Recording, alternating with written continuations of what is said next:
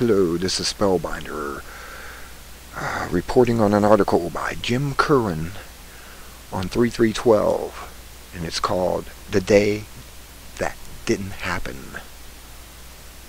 And this is how it goes. March 3rd, the day when troops were supposed to begin rounding up the resistors and ship them off to Never Neverland, currency of indefinite detention, which is buried in the NDAA Act. That would have been the beginning of a permanent doubt about ever regaining any real hope ever again.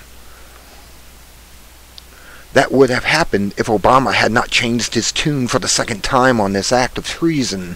He could have gotten rid of it, but instead he just played with one provision of it, a provision that he can change back again at a moment's notice, just in case anyone were to become too comfortable about not being dragged from their beds in the middle of the night by uniformed thugs pretending to be members of the military.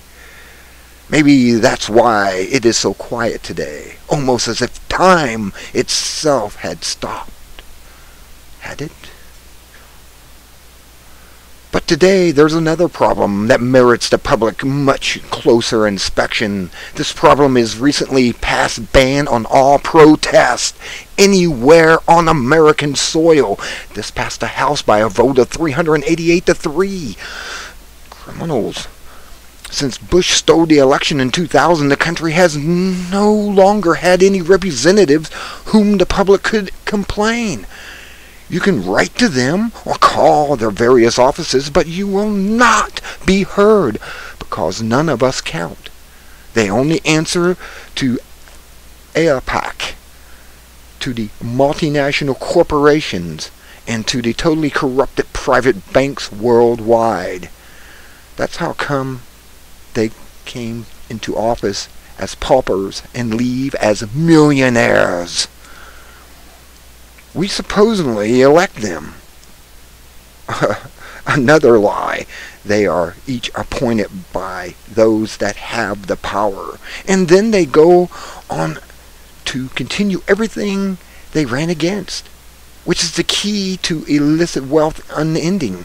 So basically they still exist, but not for any of the ordinary Americans that need their help to stay alive.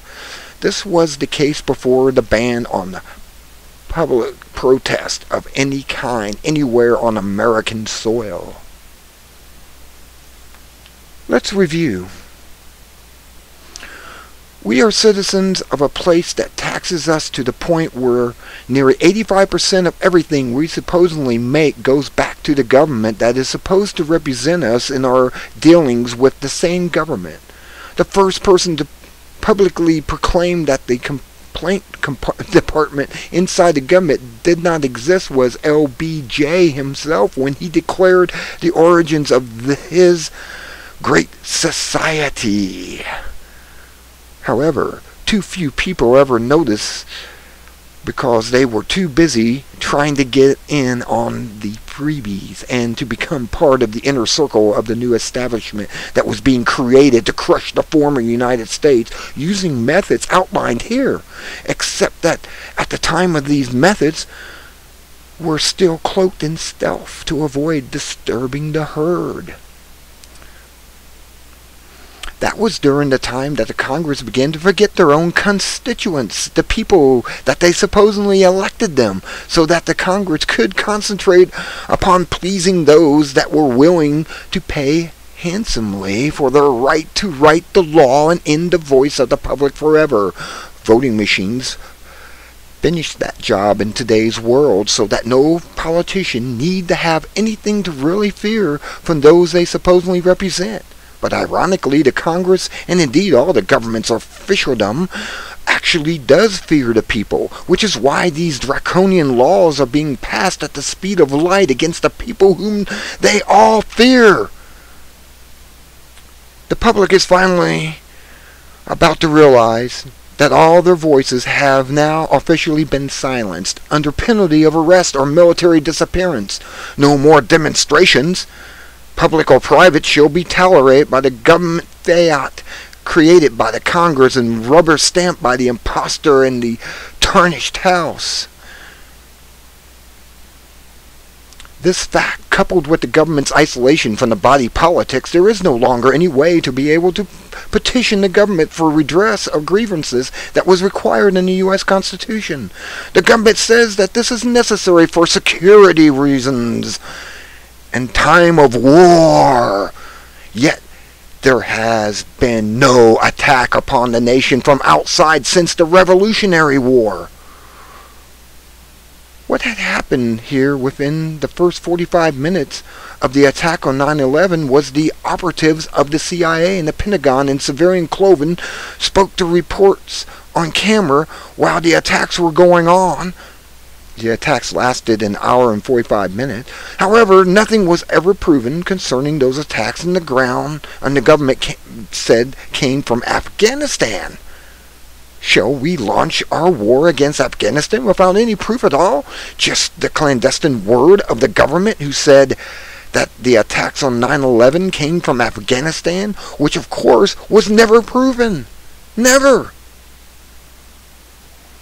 Since then, we did another pre-exempted attack against Iraq, our former puppet state, claiming that they had weapons of mass destruction, which was disproven conclusively much later that Iraq did not possess weapons of mass destruction, yet the war continued uninterrupted against a nation that had not attacked us, and indeed had been our allies until Bush Jr. decided otherwise.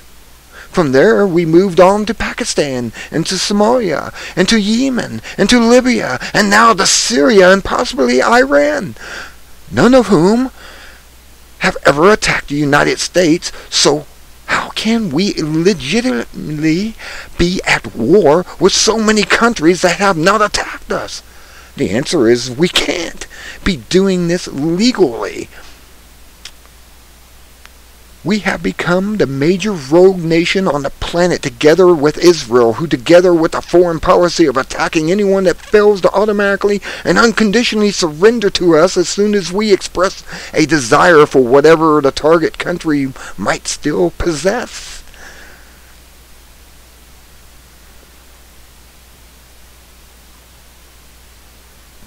As far as the public's voice is concerned in any of this, we have tried peaceful demonstrations to no end, and they were totally ignored. We tried to use Congress to get our representatives to express our concerns to the government. They refused to listen to us. And with every passing year, we lose more of whatever we thought we once had as a citizen of this place. As of today, we are formally prisoners of this government. We are on a prison planet, my friends, in every way except being confirmed behind bars and barbed wire, which is what will be coming soon. Regardless of whatever the Congress and self-appointed kings say, the case might be at this moment in time. Given the many trillions that the government continues to extort from the public from their own purposes while starving those who are looting, not to mention having sent all our decently compensated jobs overseas while flooding the country with undocumented workers who take the few jobs that have not already been exported. We have no health care.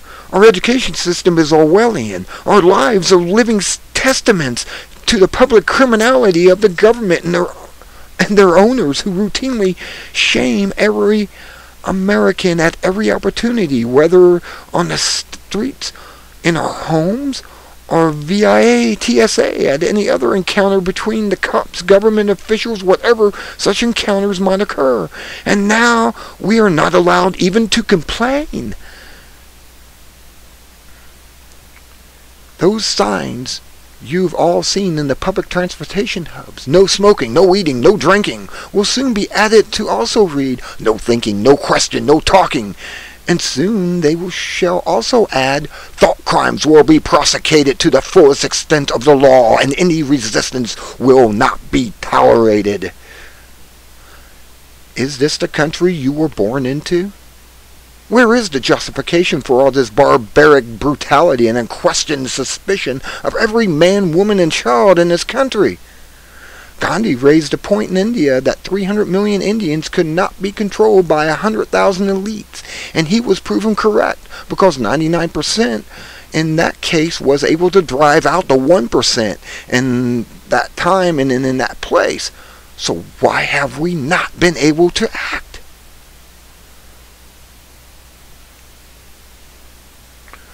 There are antidotes for the forces that are causing us, but we'll need to think about them and use them well. Here are two of those thought forms, 2 and 3.